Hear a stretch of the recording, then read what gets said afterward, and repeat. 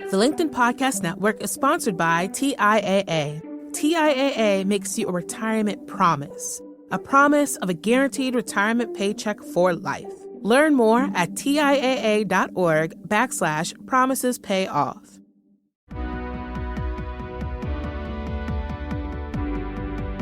I'm Morra Aarons-Mele, and this is The Anxious Achiever. We look at stories from business leaders who have dealt with anxiety, depression, or other mental health challenges, how they fell down, how they picked themselves up, and how they hope workplaces can change in the future.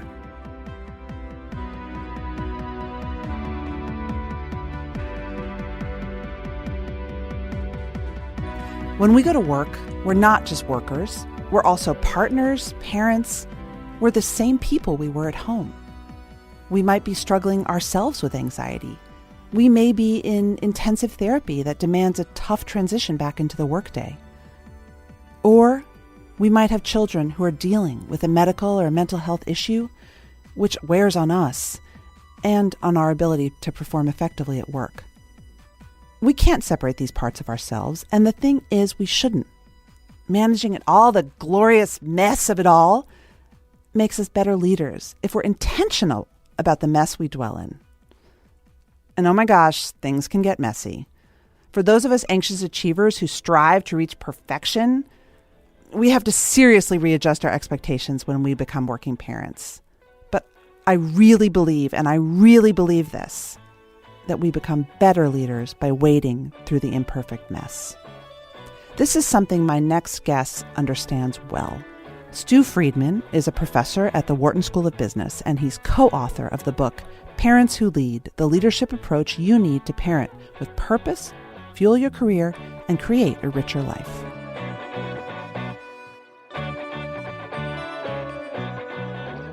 I'll never forget you telling me about early in your career in the 80s when you first started talking about work and life. Now, it seems much more normal to talk about our life outside of work, especially if we're serious professionals and you're far along in your career, your children are adults. Mm-hmm. But back in the 80s, when you first began looking at issues of parenting in the workplace, did people think you were crazy? What did they think of you? So, I started teaching at Wharton in 1984, and my research and practice at the time was on leadership development and how companies develop and select their leadership talent. But then when my first child was born, this was after 2 miscarriages. So we were classified as anxious parents because of our fragility with respect to, is this going to work? Is this child going to go to term? We were pretty nervous about all that. Well, when he arrived, I was kind of stunned. And I have found since, of course, that many people are radically transformed in their thinking about themselves when they meet a child that they've been a part of creating. Anyway, I was consumed with this question of what am I now going to do to make the world a safe one for Gabriel to grow up in? It wasn't normal to be talking about children and families at that time, especially for a man at the Wharton School. Right. So one of the students said to me in response to my question, what are you going to do as future business leaders to help to create a world in which the next generation can thrive? One of them said, well, you're the professor, you tell us. That question that came back to me shifted my orientation to my own career, and I started working on this as a question that I thought I could address and bring some useful knowledge to the business world and to the world more generally about how can people integrate the different parts of their lives in a way that works for all of them. Let's put you on the spot. What is the answer to your question now in 2020? What is the number one takeaway? You've done this research for many years. You've probably counseled thousands of leaders who are also parents.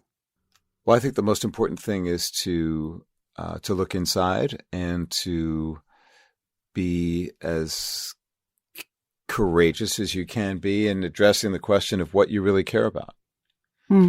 That's the fundamental question. And as it turns out, it's the fundamental question that we have to ask people and ourselves in order to grow as leaders. What are your values? What do you stand for?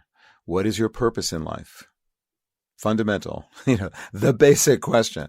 What I find is that having, taught, coached tens of thousands of people on this question over the years is that most people don't ask themselves that question often enough. And without some grasp of what is core to who you are and how you see yourself as a person in this world, it's really hard, if not impossible, to find a way to then make mindful, intentional choices about how you devote your resources and your attention. To me, that's where the trifecta of parenting, leadership, and anxiety hits home. For so many of us, the values question is unresolved between, is our attention mostly focused to our work or to our parenting? And maybe this isn't possible, but it seems to me, after having read your book and knowing your work, that if more parents could be centered on their values, they would experience a lot less conflict over that question of, am I a career-driven person first or a parent first? Mm-hmm. Because we're all different, and there's a lot of judgment from society, from our family, from ourselves, and it creates tremendous anxiety. It's essential to identify what you care about in your life, and then to be clear about the world you're trying to create. What's the vision of what you're trying to make happen in the world, and to talk to the people around you who you care about and who care about you about what it is that you care about and what they expect of you. What most people find when they do that with people at work, people, their spouses or partners, their extended family, their friends, the people that they choose as important to them, what I call stakeholders in your future, people who you care about, people who you, again, choose as important in your life. And when you talk to those people about, you're an important person to me, here's why you're important to me, and I want to strengthen our connection and talk about how we can be supportive of each other and what we need from each other. What most people find when they do that is that other people have lower and somewhat different expectations for them than they had thought. What we carry around in our own heads about what we think other people expect of us is usually wrong. Can we talk about the tendency to over-deliver and try to be perfect? This is something that you touch on in your book and your work. It really rang true with me. And, for anxious people, I had Dr. Alice Boyes on the show last season, and she talked about the tendency of anxious people to over-deliver almost chronically, right? Because of fear of failure, because of fear of not matching up. As managers, you can overmanage, you can work too hard, you can not let your people breathe, you can lead too hard. You can, I believe, parent too hard, actually. Oh, absolutely. Right? And so I'm curious what your point of view is on perfectionism, which is not only a problem for many of us and a symptom of our anxiety, but is also sort of a societal pressure. Those of us who get to a certain place in our career, who parent in a certain way, we didn't get there by accident. We may have a tendency to push too hard. If it's not perfect, why do it? If my kids aren't perfect, why do it? So talk a little bit about, your philosophy on stripping back away from the tendency to be perfect and over-deliver as a parent and as a leader. I think it's one of those things that if it's a part of how you've been operating your whole life, then you're never really going to change it. But you can mitigate against its destructive tendencies, and it's possible to do that. In my experience, the best way to try to reduce the destructive qualities of perfectionism, which has benefits, of course. You put in extra effort, you strive to do well, and naturally that's going to help you to a point. it can result in diminishing returns. And what I have found is that the more realistic you are about what you can deliver, and most importantly, what other people really expect of you, not what you think they expect. And you might have to ask them, which is uncomfortable. Well, you have to. You must. No, but there's a way to do it, Morra, that is not so scary. Okay. Okay. I'm going to lay some wisdom on you now. You ready? No, this one I know. I'm nervous, but okay. Of course you're nervous. Everyone is.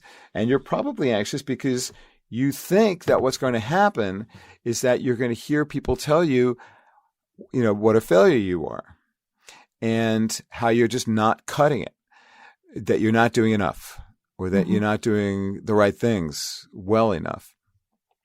That's what most people fear. So how do you do it? You think about the people who matter to you. And then you ask yourself, why does this person matter to me? And that's best done after you've done some serious thinking about your vision, the world you're trying to create. And a good way to do that, really simple, anyone can do this, is imagine a day 15 years from now. What do you do in the morning, in the afternoon, in the evening, with whom, and why are you doing what you're doing? What's the intent? The LinkedIn Podcast Network is sponsored by TIAA. In the last 100 years, we've seen financial markets swing, new currencies come and go, decades of savings lost in days, all showing that a retirement plan without a guarantee, quite simply, isn't enough. So more than a retirement plan, TIAA makes you a retirement promise. A promise of a guaranteed retirement paycheck for life. A promise that pays off. Learn more at TIAA.org/promisespayoff.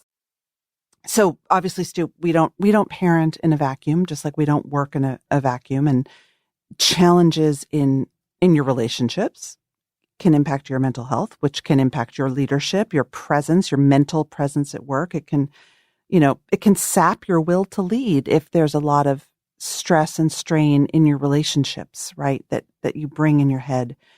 There's such an added layer for a lot of people out there who might have a child who has a physical or mental disability or an added sort of condition that creates strain.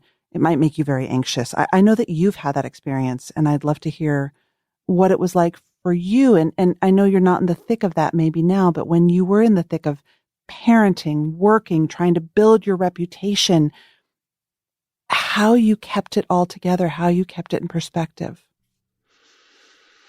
Well, I have 3 children. They're 32, 29, and 26, 2 boys and a girl. When our middle child was 13, he had a psychotic break and was thereafter diagnosed with schizoaffective disorder and a lot of anxiety. And that was a turning point in my life. And, our household just exploded. And I was completely, disrupted in my work and in virtually every aspect of my life because we didn't know how to cope.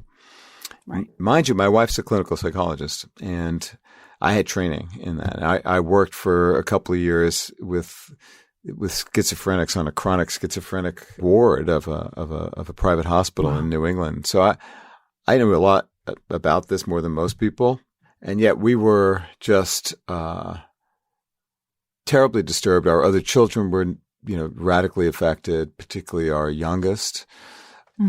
She was 10 and just emerging into adolescence, and we had to devote so much of our attention and resources to trying to figure out how to deal with a child who was in deep need. Therapeutic, medical interventions, schools, etc. His life trajectory. I mean, the awful and the terrible, tragic aspect of this illness is that his older brother and younger sister, they both had Ivy League educations. They're smart, wonderful people doing good work in education, both of them. But he was way smarter and, had talent as a musician, as an athlete, that just got crushed by this disabling illness. How did it affect me in my career? I had my wife and I, our family, we had a great support system. And we had developed over a long period of time a set of close-knit connections with other families, raising children together, and family who were helping us along the way. And we relied on them for emotional support, all kinds of support. It's funny. I think one of the things from my experience, and my son is not that severe, but parenting a special needs child is the way that it doesn't leave you throughout your workday because, they're in school usually during your workday. And it's an issue can always emerge in the middle of the workday. And I'm not a good compartmentalizer. Mm-hmm. I'm curious if you learned skills to disintegrate. I know you're big on work-life integration, but to disintegrate work and life in order to keep your focus at work. Well, so integration doesn't mean blending or merging. It means intelligently managing the boundaries between the different parts of life. And sometimes that means merging, and sometimes it means segmenting and keeping them separate. Okay, so how you keep them separate, the only way to be able to do that psychologically, to be able to focus is to know that you've done what you can to ensure that your child's well-being is being, addressed in the best way you possibly can, and to stay connected, in the spaces between throughout the day where you can and must be available. Now, in my work and life, I've had a lot of flexibility, so it's easier for me to do that. Mm-hmm. And I also had a partner who was able to devote her the prime years to caring for our family, right? Mm. So my wife, who's also now my business partner, we have a small business. She's also my research partner, and she's my lawyer and accountant and everything else, and we're partners in everything. And we were partners in this, and that was really important. And she was able to take what she had learned as a clinical psychologist and try to use her skills and knowledge and contacts to help us cope. So that helped a ton for me to, because I trusted her with everything. I could devote my attention elsewhere. That being said, for me, to see how his life has unfolded and what progress he has made in learning to understand himself and accept himself, and to still give expression to his incredible generosity. He's acutely sensitive, and he is also just remarkably generous and thoughtful and really funny. He makes me very proud, to see how he has been able to deal with just a tragic illness that most people don't understand, which is a terrible thing. There's a lot of stigma associated, of course, as you know, with mental illness, and that's been a very difficult part of this journey for all of us. I mean, looking back, are there ways that having this experience has made you a stronger leader? No doubt. There's so many ways, but the one that is, I think, most prominent in my thinking is to accept people for who they are and to love them as they are, and to realize that my role as his father is to help him to grow into the person that he can be, and that I have to, try to devote all of my attention to that. When it's me and him, or when I'm, thinking about him and making decisions that affect him, not what I want for him, but what he wants for him. That's been one of the hardest things I've ever had to do in my life. And I struggle with it still.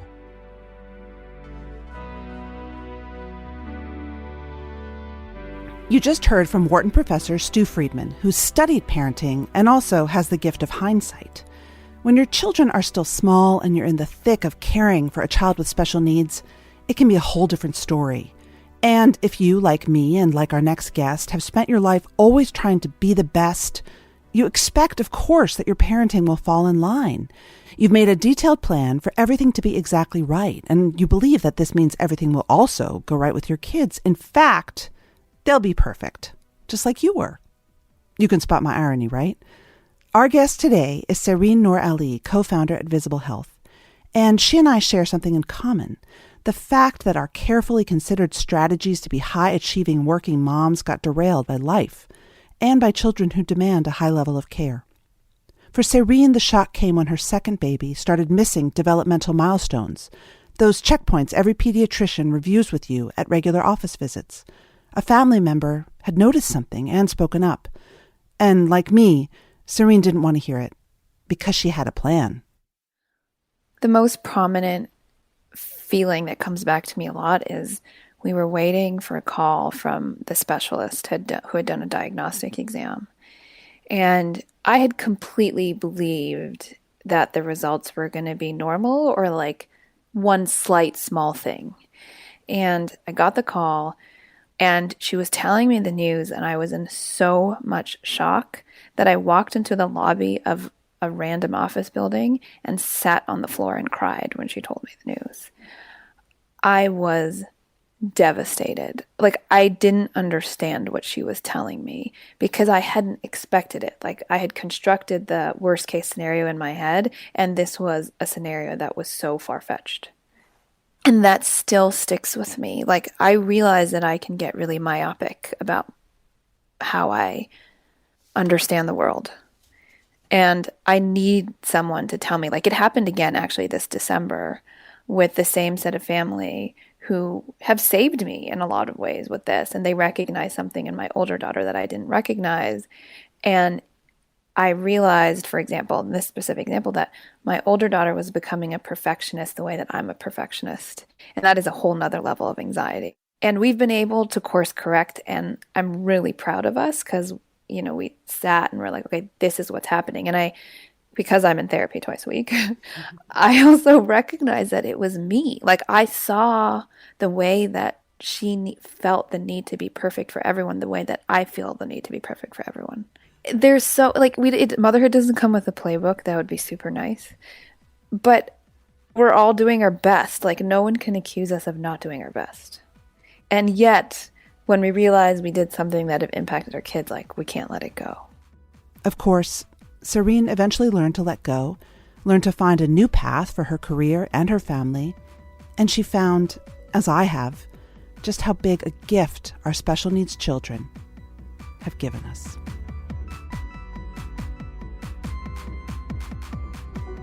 So tell us a little bit. You have a company now.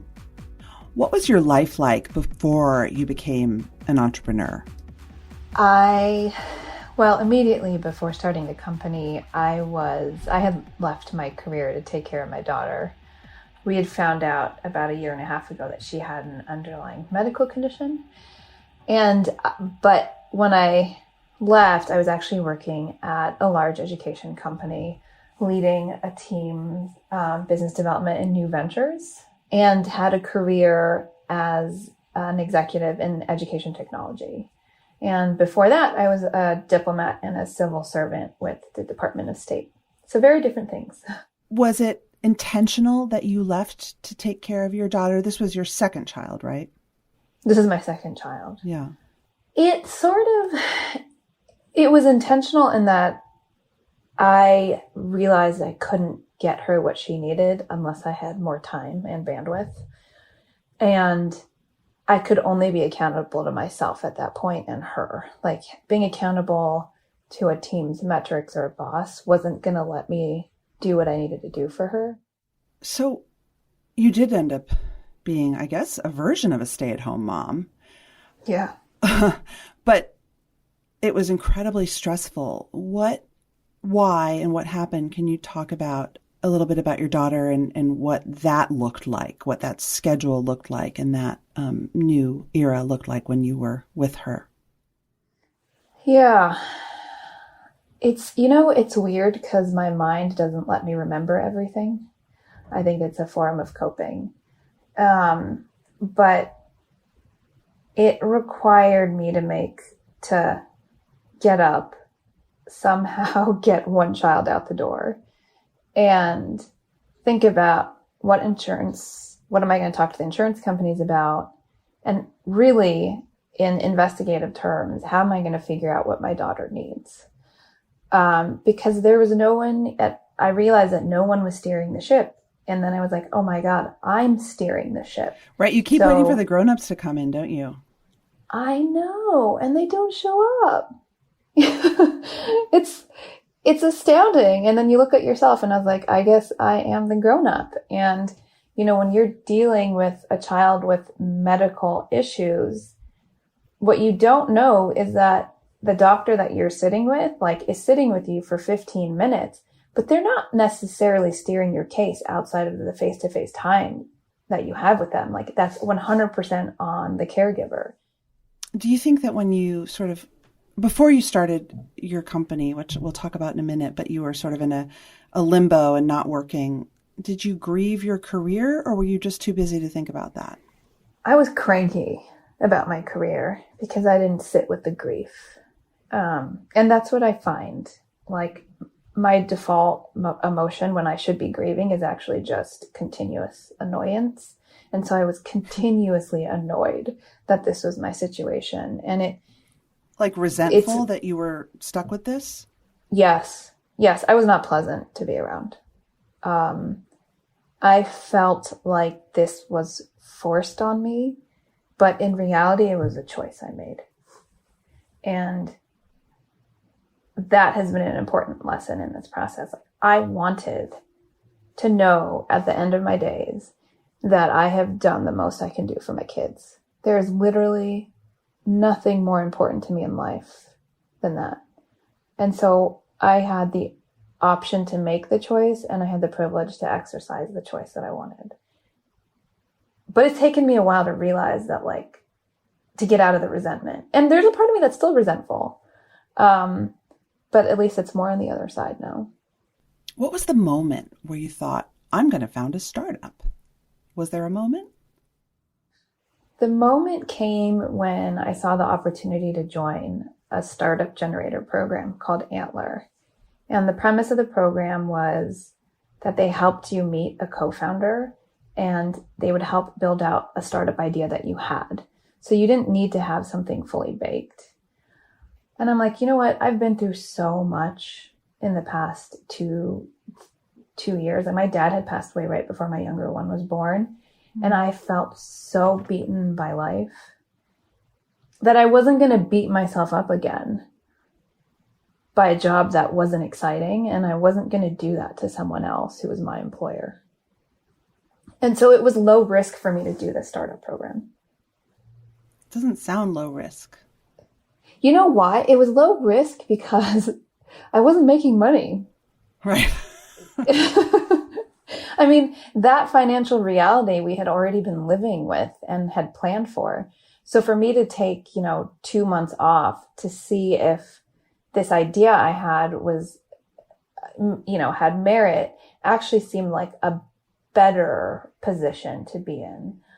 I think when I talked about it with my husband, he was like, you seem so excited about this that I want you to do it because you have been saying to me that you're lost and you've been lost for a while. And so how was Visible Health born? Did you come into this accelerator with a proper business plan and, path to market and all that stuff?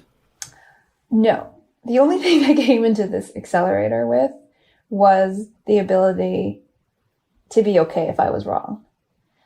I came in so raw, such a raw version of myself that it didn't really bother me if people didn't like me. It didn't really bother me if people had an issue with the fact that I was opinionated because it was so primal at that point. I was so beaten that I was like, let's test this out. I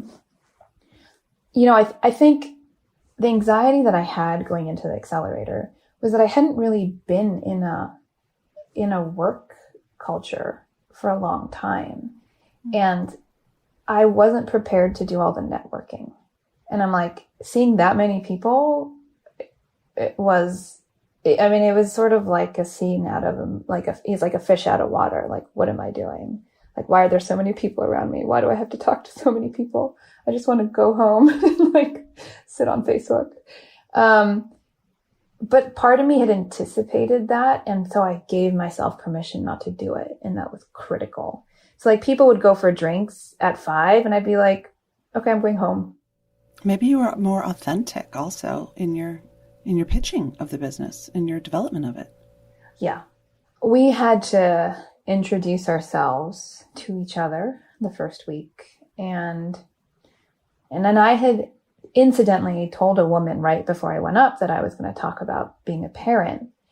And she laughed and she's like, that's so funny because I purposely did not bring up the fact that I'm a parent. And I said, okay, let's A/B test it and see how this room reacts, because this room was not a room full of parents by any means. It was a room mostly full of younger men. And for the first time in my life, I stood up there and I said, I've never said this before, but I'm a special needs parent. And I'm not sure what this means, but I do know that there is a market of parents here that could be consumers to solutions that make their life easier and help their children optimize their health. And I will die on a sword. I felt very powerful in that moment. Like my life froze for those 5 minutes because I didn't realize just how deeply I felt about it. And I still feel so deeply about it. And the best thing that came out of that moment was my co-founder.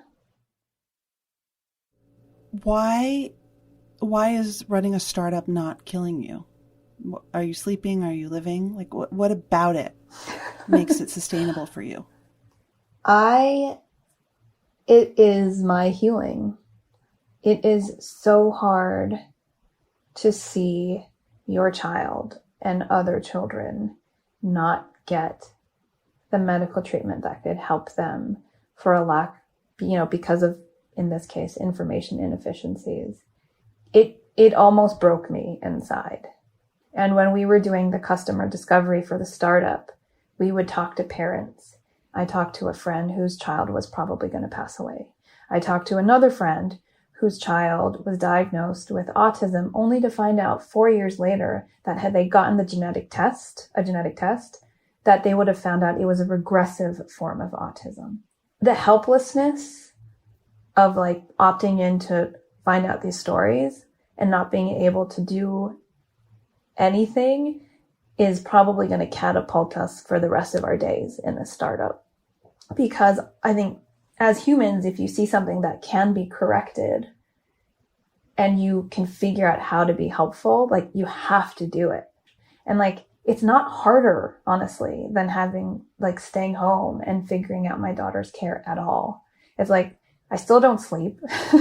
I didn't sleep then. I don't sleep now.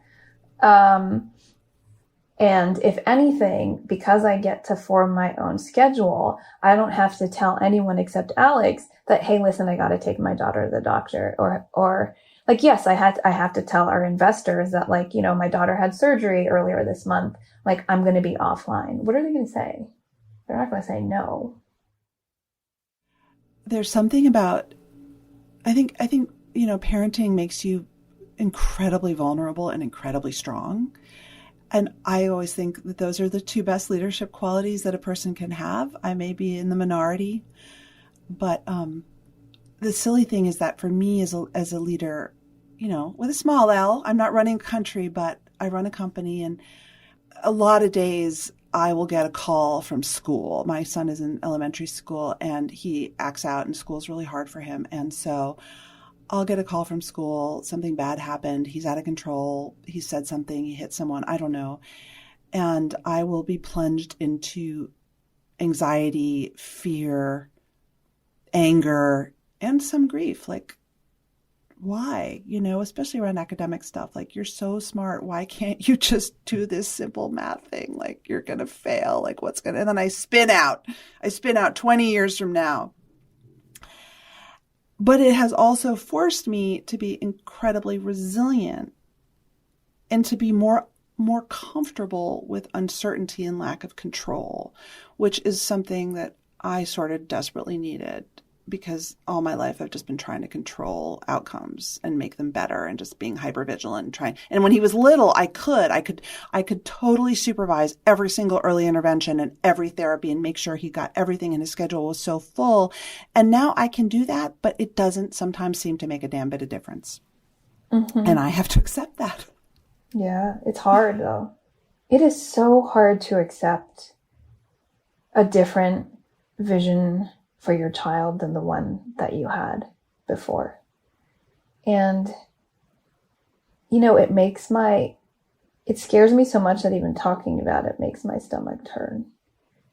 And one of the things that our speech therapist tells us is,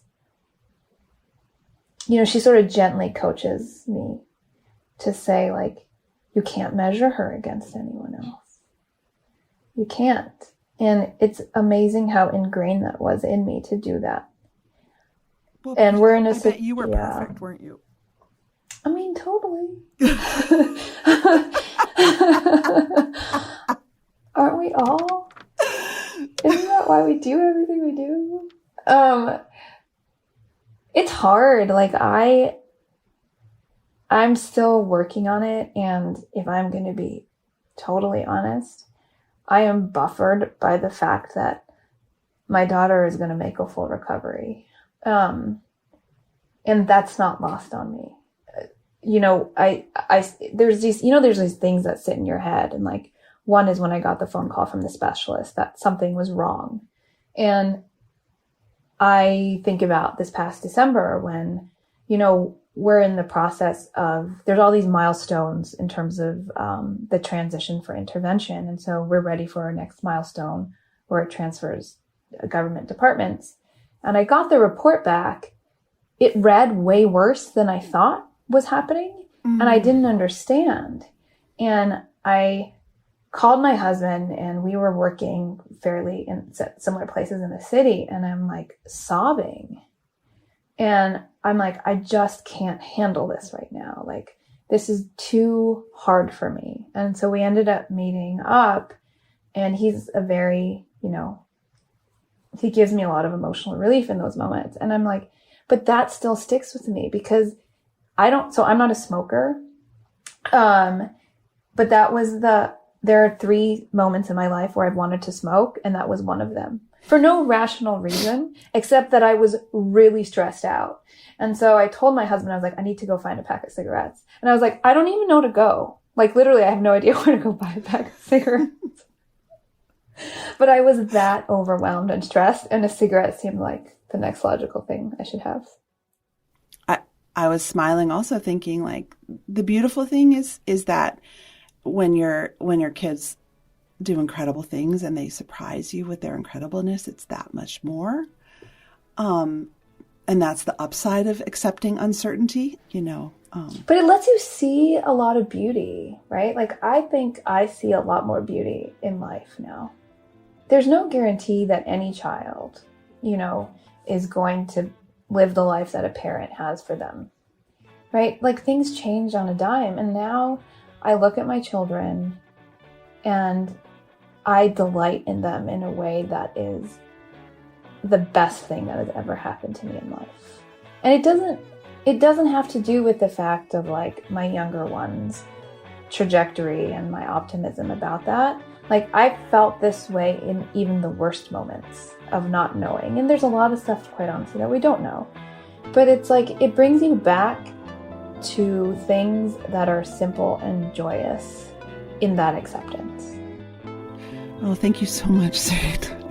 I wish you so much luck. Thank you.